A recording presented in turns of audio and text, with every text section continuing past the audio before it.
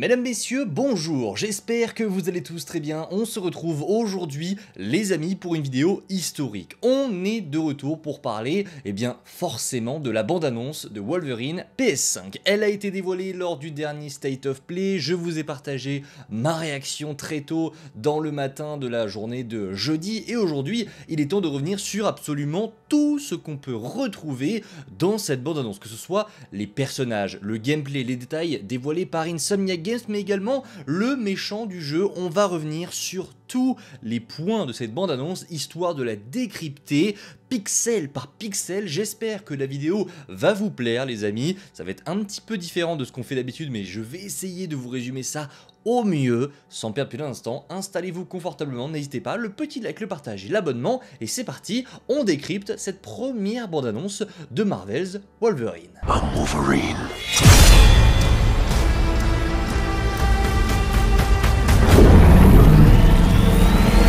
Tout d'abord envie de commencer par mon avis sur ce trailer parce que je n'ai pas forcément eu le temps de vous le donner. Oui, j'ai adoré cette première bande-annonce, j'ai adoré ce que Insomniac a essayé de nous montrer ici. Alors oui, la violence prime forcément dans cette bande-annonce, il fallait que ça se démarque bien de la licence Marvel Spider-Man et je trouve que c'est vraiment très cool, c'est rafraîchissant pour Insomniac Games qui va se détacher de la ville de New York, vous allez voir, mais on va vraiment voyager dans ce jeu Wolverine.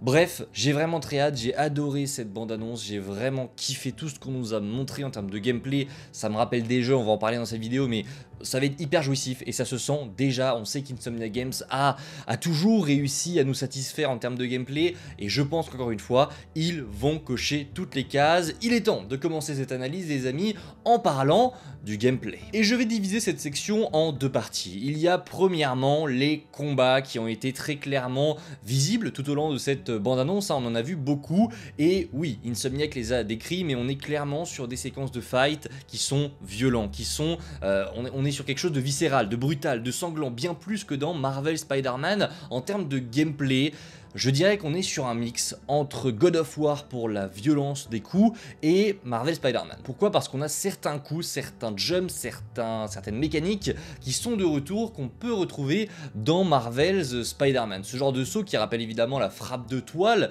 c'est du Spider-Man classique. Il y a évidemment d'autres mouvements, il y a également les finishes qu'on retrouvait dans Marvel Spider-Man. Et ben là aussi dans Wolverine, on aura des fameux finishes, alors certes un peu plus violents, voire même beaucoup plus violents, mais c'est des finishes qu'on retrouvait également dans Marvel Spider-Man au niveau des déplacements, parce qu'on a eu un premier aperçu des déplacements et là où pour Marvel Spider-Man c'était assez jouissif, pour Wolverine, comment est-ce qu'ils vont faire? D'après ce qu'on a l'air de voir, on va être sur des sauts amélioré, donc on va avoir des gros sauts, des gros jumps, on pourra également escalader certains bâtiments avec nos griffes, ça on l'avait déjà vu dans certaines séquences qui avaient fuité, on pourra également grimper un petit peu partout, courir plus vite, bref ça c'est une évidence. Insomniac est d'une certaine manière un petit peu obligé de rendre ce gameplay attractif et pour ça ils nous ont également apporté des véhicules comme la moto de Wolverine qui sera très probablement jouable, on pourra peut-être la conduire, en tout cas on l'espère parce que, alors oui, il y a des points similaires à Marvel Spider-Man, mais là où le jeu Wolverine va vraiment se différencier, c'est évidemment dans le gameplay de déplacement.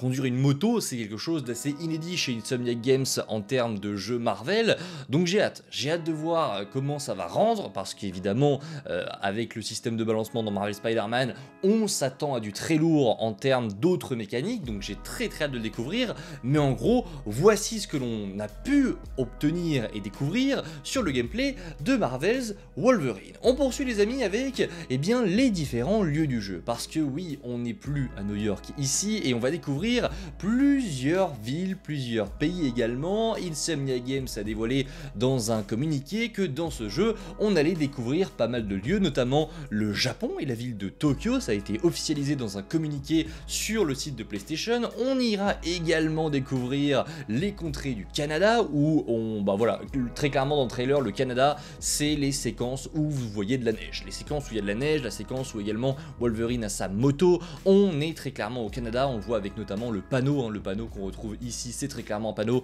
qu'on retrouve au Canada. On découvrira également, et ça c'était je pense l'une des obligations de ce jeu, Madripoor, l'île fictive du MCU, la ville du MCU de Marvel en général. Je dis du MCU parce qu'on l'a vu dernièrement de la MCU, mais c'est une ville que Marvel a créée en général, une ville fictive qui se trouve en Asie. C'est une ville où l'on retrouve beaucoup de trafic, beaucoup de criminalité. On est en gros sur une ville qui se divise en deux parties. On a une première partie assez riche avec de gros bâtiments, de gros buildings, et une deuxième partie avec des quartiers pauvres, des quartiers qui ressemblent un petit peu à des bidonvilles. Voilà, donc on aura plusieurs lieux dans Wolverine PS5 et on a d'ailleurs déjà pu les apercevoir. La ruelle que l'on découvre ici, c'est tout simplement Tokyo, ça on le sait, je vous ai déjà parlé du Canada, mais pour Madripoor, je pense que on a ce plan là qui résume parfaitement comment est-ce que je vous ai décrit la ville. Une partie avec des immeubles, donc une partie entre guillemets de riches, et une deuxième partie avec des éléments de quartier un petit peu plus pauvres. Voilà, ça c'est Madripoor, c'est également là à Madripoor qu'on retrouve Wolverine dans un bar, c'est également ici qu'on voit Wolverine se taper et faire ce fameux finish absolument incroyable. Bref, Madripoor va sûrement être l'un des gros points, en tout cas l'un des lieux principaux du jeu, et j'ai tellement hâte de le découvrir parce que Madripoor est une ville incroyable, et la voir dans un jeu développé par Insomniac Games, c'est tout bonnement insane. Les amis, il est temps de passer à l'histoire du jeu, parce que oui, on a eu un premier descriptif de l'histoire de Marvel Wolverine. Dans le PS, en tout cas dans le blog de PlayStation, un premier scénario a été dévoilé et je vais vous le lire dès maintenant. Dans cette histoire, Logan part en quête des secrets d'un passé sombre qui lui échappe sans cesse. Malheureusement, dans ce monde, il devra creuser profondément pour extirper la moindre information susceptible de lui apporter des réponses. Souvent, cela implique de se faire déchiqueter par des ennemis implacable qui cherche à l'arrêter par tous les moyens. Doté d'une résilience inébranlable et d'une capacité de guérison rapide, Wolverine ne se laissera pas faire si cela signifie mener à bien sa mission. Bon, on n'est pas sur un scénario qui en dit beaucoup, qui en dit long, mais en gros Wolverine va partir en quête d'un élément de son passé, et sur sa route, il va croiser pas mal de personnages. Et justement, ces personnages, il faut qu'on en parle. Vous avez pu en croiser déjà plusieurs. Au cours de cette bande-annonce, c'est évidemment celui qui revient le plus, c'est Logan, c'est Wolverine. Et Wolverine, il a tout un dialogue tout au long de cette bande-annonce qui certes est un petit peu secondaire tant les images sont absolument bluffantes, mais ces mots prononcés par Logan, ils ont un sens et ils en disent même pas mal sur l'histoire de ce Wolverine. Je me bats depuis plus longtemps que je ne m'en souvienne. J'aimerais dire que je ne suis pas un homme violent, mais les ennuis trouvent toujours un moyen de me rattraper et je mentirais en prétendant le contraire. Peu importe où je vais, peu importe jusqu'où je cours, la mort est toujours là à m'attendre, sauf que ce n'est jamais pour moi, parce que je ne suis pas un héros, je suis Wolverine. Voici les mots qui ont été prononcés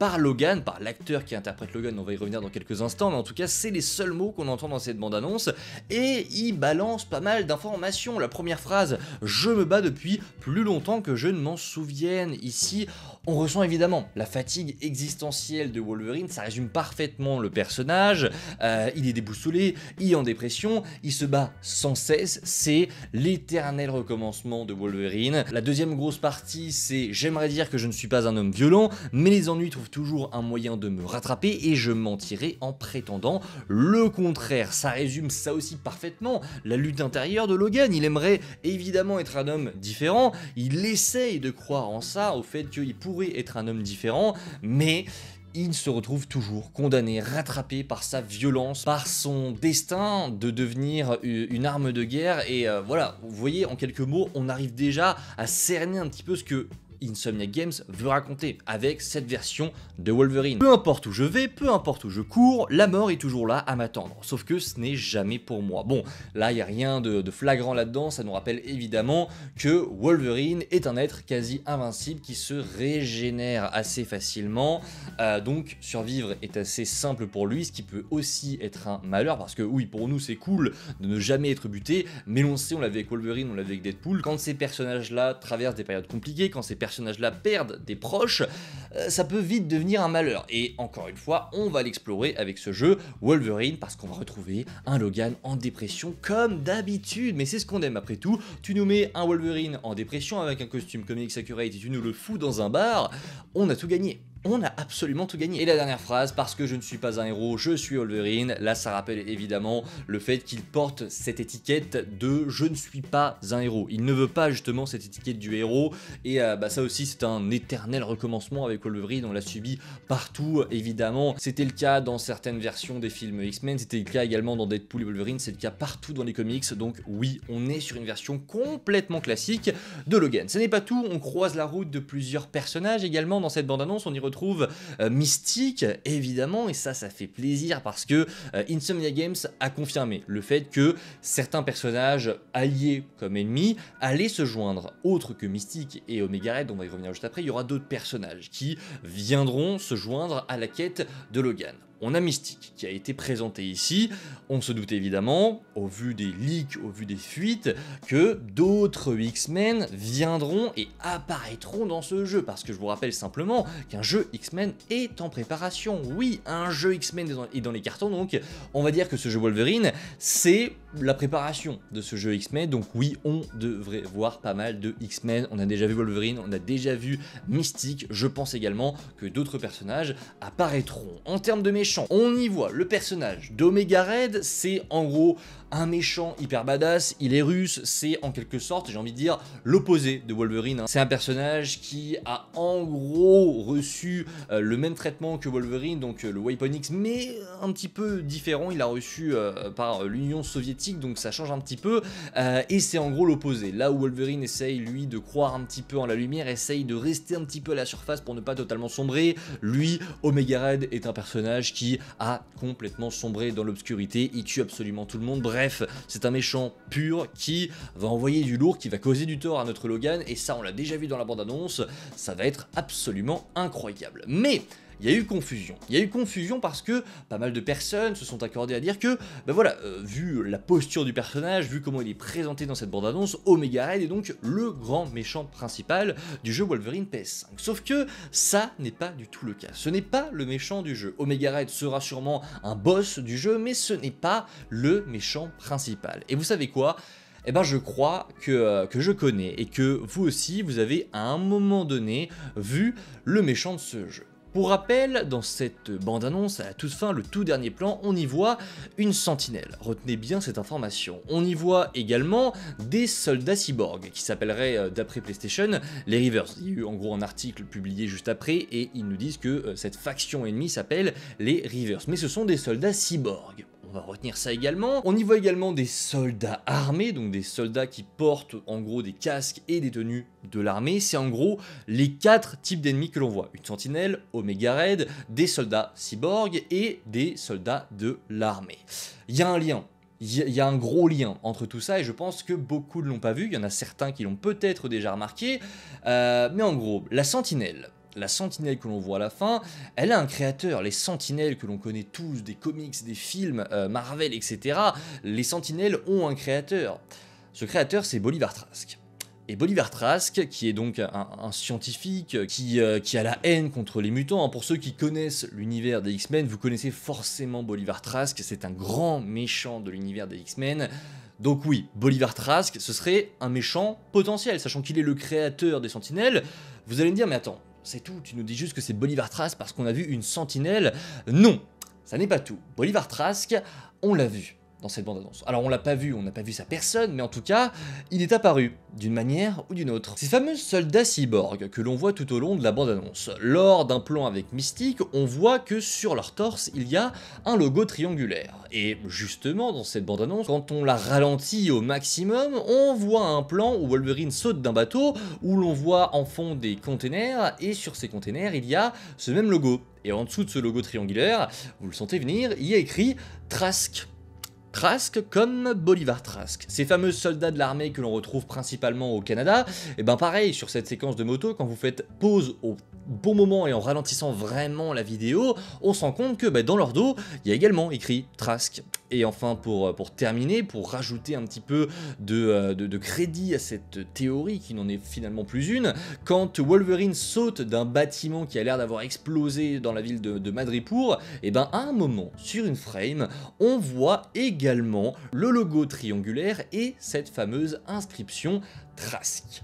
Ce qui confirme, selon moi, et il n'y a vraiment plus de théorie pour moi, oui, Bolivar Trask est selon moi le grand méchant de Wolverine, PS5 de Marvel's Wolverine, ça semble être une évidence, il a très clairement le profil du grand méchant principal, c'est un scientifique qui, oui, tirera sûrement les ficelles en fond, mais je veux dire, si tu veux choisir un méchant pour le jeu Wolverine, et qu'ensuite on tient compte qu'il y a un jeu X-Men qui arrive, je trouve que c'est une très bonne décision de prendre Bolivar Trask en tant que grand méchant du jeu. Les amis, n'hésitez pas en commentaire à me dire si vous aviez vu ces indices, parce que pour le coup j'ai pas vu grand monde en parler, alors j'ai vu certaines théories autour de Bolivar Trask, mais j'ai jamais vu de personne se justifier par rapport à ces images là. Alors honnêtement j'ai pas regardé grand chose en termes de théories sur Wolverine PS5, j'ai pas forcément eu le temps, mais moi je pense, alors je vais pas dire que j'ai aucun doute, mais j'ai quelques doutes, etc. Mais je suis presque sûr que Bolivar Trask est le grand méchant de Marvel's Wolverine. Et honnêtement, ça me plaît beaucoup. Enfin, pour terminer cette grande analyse, je peux vous dévoiler quelques petites informations bonus. Liam McIntyre est évidemment l'interprète de Logan de Wolverine. On l'a découvert dans une vidéo juste après le trailer lors du State of Play. Et je trouve que voilà, il a la très bonne tête pour jouer Logan. Il est absolument parfait en termes de visage. Et je pense qu'il va livrer une performance assez extraordinaire. Ce n'est pas tout, puisque Insomniac Games, assez étonnamment, en a profité alors que le jeu n'arrive que dans un an pour dévoiler la cover, la boîte du jeu, la boîte en tout cas, le dessin, l'art qu'on retrouvera sur les boîtes du jeu, sur le PS Store, etc. La cover pardon, a été dévoilée et elle est très clairement dans la lignée de ce que l'on retrouve avec Insomniac Games par rapport à Spider-Man, Miles Morales et Spider-Man 2. On est très clairement sur une continuité, un fond de couleur, le logo juste au-dessus et le personnage principal au centre, c'est très clairement du Insomniac Games. Alors là on a une différence près, c'est que le personnage est crayonné, là où pour Spider-Man on n'est pas du tout sur ça, là le personnage est crayonné, donc c'est assez intéressant. Et enfin, la dernière info que je peux vous donner, évidemment le jeu sort en automne 2026, je ne l'ai pas dit mais je pense que vous l'avez suffisamment entendu partout, automne 2026, donc j'ai assez hâte honnêtement d'y être, ça va être assez incroyable. Et la dernière information les amis, c'est qu'on aura plus d'informations sur ce jeu au printemps 2026. Donc ça arrive dans pas si longtemps que ça, hein, on va bientôt y être. En gros le printemps commence vers la fin du mois de mars, il se termine au début du mois de juin. En général on a une conférence PlayStation en mai, donc attendez-vous à avoir des nouvelles du jeu en mai. Et en mai on n'aura pas qu'un trailer. Mais on aura une séquence de gameplay, ça semble être une évidence. De toute façon le jeu devrait sortir en octobre, donc on se rappelle évidemment de la période de communication de Marvel Spider-Man 2, la première grosse séquence de gameplay elle est tombée en mai 2023, le jeu était sorti en octobre. Là si on prend la même chose pour 2026, le premier trailer est sorti là, la première séquence de gameplay sortira en mai 2026 et le jeu sortira probablement en octobre ou novembre 2026. Bref les amis, on arrive au terme de cette vidéo, si jamais elle vous a plu, n'hésitez pas à me le faire savoir en commentaire et on se retrouve très vite. C'était Spidey, prenez soin de vous, c'est toujours le plus important, et vive Marvel's Wolverine, c'était incroyable ce trailer et j'ai très hâte de vous en reparler. Ciao tout le monde.